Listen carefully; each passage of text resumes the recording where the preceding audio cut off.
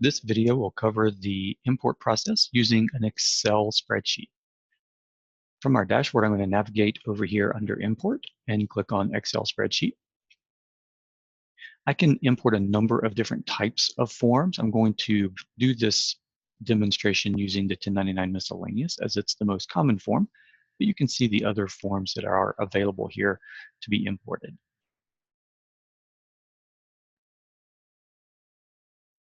From this page, I can download our template using CSV or Excel. It is the best practice to use our template so that you can make sure you've got all of your information accounted for and are not going to be missing any information. You can do this upload through either Excel or CSV as well, just as we have the downloads available. Generally recommend using the Excel because with the Excel format, you get a little bit of additional information. You can see what's required using the red at the top, and then you get some information about the fields themselves as you click into the various fields. The first few columns are the payer information. As I scroll to the right, you'll begin to see recipient information. And then further to the right, you'll begin to see the box information, including the amounts that have been paid and states that you may need to be filing for. The very last column is a client ID. That's a payer identifier that's often used by accounting firms. I'm going to browse to select my file, which will be the one that I just showed you. When I open that file, I'll get a green notice of the file name as well as 100%. If I'm doing this as a corrected filing, I can check the box for corrected filings. I'm going to do these as regular forms though, so I'm simply going to click Next, which will take me into the mapping page. On the mapping page, if I'm not using our template, you may find some boxes outlined in yellow or red that would indicate that you need to map the fields on your spreadsheet to the boxes. In this case, I'm filing for 2018. I don't need to do anything here. And all of my fields match because I'm using the same exact template. Since I don't need to do anything on this page, I'm going to click Next. And the next step is going to review the information that I have on my spreadsheet, looking for invalid or missing information. Our goal here is to have green dots next to everything. This is my payer or my company or my client. So I see a yellow dot there that means there's an error somewhere below. If I scroll down, I can find that error here.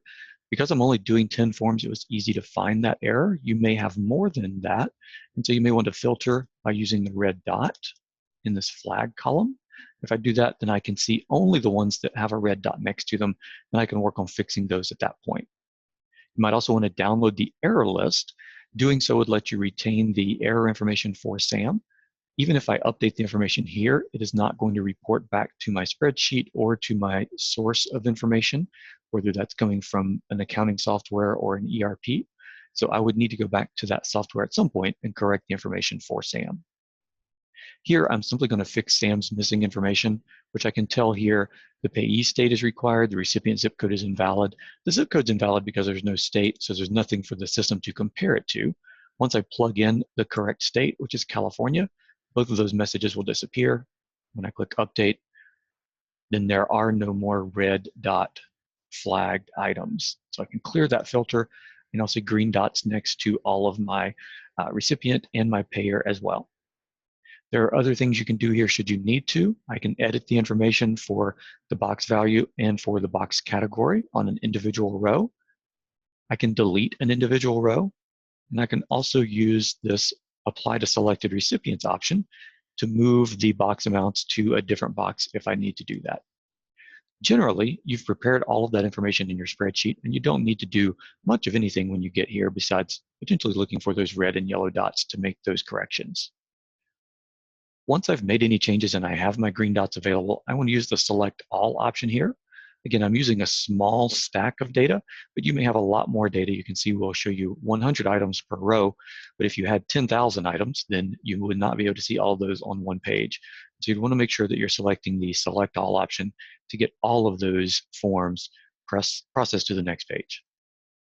When I click Next, they are going to process over into the next page.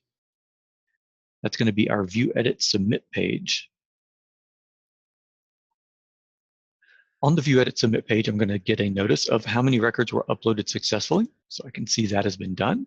And then I'll see my 10 records listed here that I just imported. On this page, you can make the variety of selections that you may need to, including changing the schedule date, selecting to have U.S. postal mailing done, doing any TIN matching.